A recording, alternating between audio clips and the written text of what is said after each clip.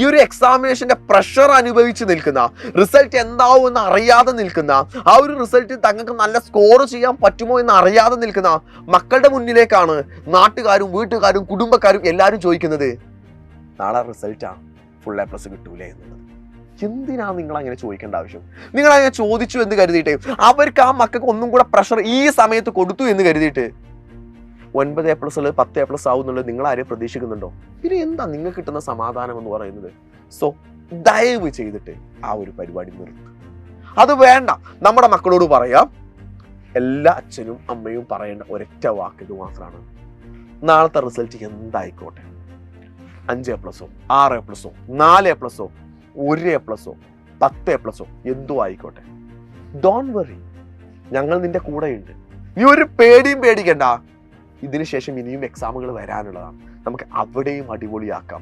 അതുകൊണ്ട് നീ പേടിക്കണ്ട എന്ന കാര്യം ഇപ്പൊ തന്നെ നിങ്ങൾ മക്കളോട് പറഞ്ഞിരിക്കണം.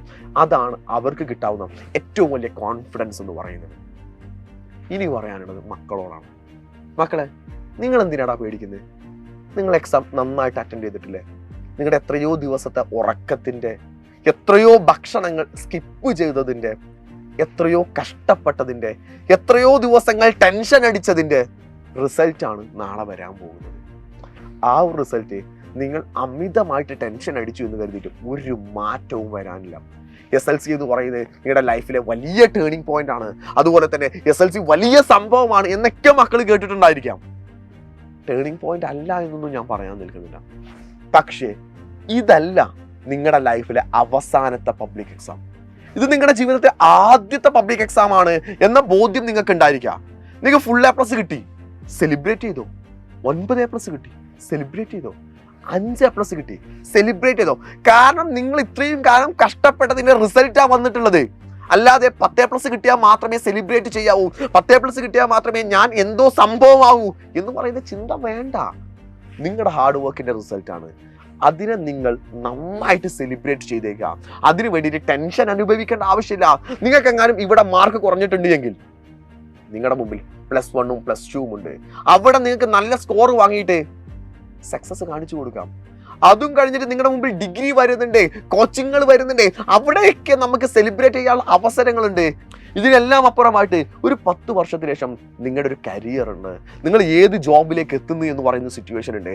അവിടെ നിങ്ങൾക്ക് കാണിക്കാം നിങ്ങളുടെ പ്രൗഡ് മൊമെന്റ്. സോ അതുകൊണ്ട് ഇവിടെ മാർക്ക് എങ്ങാനും കുറഞ്ഞു എന്ന് കരുതിയിട്ട് അവിടെ നിങ്ങളുടെ ലൈഫിനെ ഫുൾ സ്റ്റോപ്പ് ഇടല്ല, ഒരു കോമയാക്കി മാറ്റിയിട്ട് നന്നായിട്ട് ജീവിക്കുക, അടിപൊളിയായിട്ട് നല്ല ഉഷാറായിട്ട് ജീവിക്കുക. നിങ്ങൾക്ക് ഇനിയും നിങ്ങളുടെ ജീവിതത്തിലെ വിജയങ്ങൾ കാണിച്ചു കൊടുക്കാൻ പറ്റുമെന്നുള്ളത് നിങ്ങളുടെ രക്ഷിതാക്കളെയും നിങ്ങളുടെ വീട്ടുകാരെയും നിങ്ങളുടെ കുടുംബക്കാരെയും പറഞ്ഞ് മനസ്സിലാക്കിക്കുക എന്ന് പറയുന്ന കാര്യമാണ് ഒരു കാര്യം എന്ന് പറഞ്ഞാൽ. അതുപോലെ മക്കളോട് പറയേണ്ട മറ്റൊരു കാര്യം എന്ന് പറഞ്ഞാൽ, ഫുൾ A+ കിട്ടിയ മക്കളുണ്ടായിരിക്കാം. നിങ്ങൾ അടിപൊളിയായിട്ട് എന്ത് വന്നാലും സെലിബ്രേറ്റ് ചെയ്യണം കേട്ടോ. ബിക്കോസ് കേക്കുകൾ മുറിക്കണം, മൊമെന്റോകൾ വാങ്ങണം. പ്രോഗ്രാമുകൾക്ക് മൊമെന്റോകൾ വാങ്ങാൻ പോകുന്ന സമയത്ത് കഴിയുമെങ്കിൽ രക്ഷിതാവിനെ കൂട്ടിയിട്ട് പോകണം. എന്നിട്ട് രക്ഷിതാവിനെയും കൂടെ കൂട്ടി സ്റ്റേജിലേക്ക് കയറ്റിയിട്ട് നിങ്ങളെ കൊണ്ട് സാധിക്കുമെന്നുണ്ടെങ്കിൽ രക്ഷിതാവിൻ്റെ കയ്യിലേക്ക് ആ മൊമെന്റോ കിട്ടുന്ന രീതിയിലേക്ക് നിങ്ങളൊന്ന് സെറ്റ് ചെയ്യാൻ നോക്കണം. എന്തിനാണെന്നറിയോ? നമ്മൾ കാരണം നമ്മുടെ രക്ഷിതാവ്, നമ്മുടെ അച്ഛൻ, നമ്മുടെ അമ്മ മൊമെന്റോ വാങ്ങുന്നത് നമ്മൾ സൈഡിൽ നിന്നിട്ട് കാണുന്ന സമയത്ത് നമുക്ക് കിട്ടുന്ന ഒരു പ്രസ്റ്റീജിയസ് മൊമെന്റ് ഉണ്ട്. You definitely experience that. So മക്കളെ, പേടിക്കണ്ടടാ. എല്ലാവരും നിങ്ങളുടെ കൂടെയുണ്ട്. ഞങ്ങളുണ്ട്, രക്ഷിതാക്കളുണ്ട്, ടീച്ചേഴ്സ് ഉണ്ട്. ഫുൾ സപ്പോർട്ടോട് കൂടെ ഞങ്ങൾ എല്ലാവരും നിങ്ങളുടെ കൂടെ എപ്പോഴും ഉണ്ടായിരിക്കും എന്ന ബോധ്യം നിങ്ങൾക്ക് ഉണ്ടായിരിക്കുക. നമുക്ക് അടിപൊളിയായിട്ട് ഇവിടെ നിന്ന് അങ്ങോട്ട് ജീവിച്ചു തുടങ്ങാം. നല്ല സക്സസ് ആയിട്ടുള്ള കരിയറിലേക്ക് നമുക്ക് ഇനി അങ്ങോട്ട് ഫോക്കസ് ചെയ്യാം. സോ നാളത്തെ റിസൾട്ടിന് വേണ്ടി എല്ലാവർക്കും ഓൾ ദി ബെസ്റ്റ്.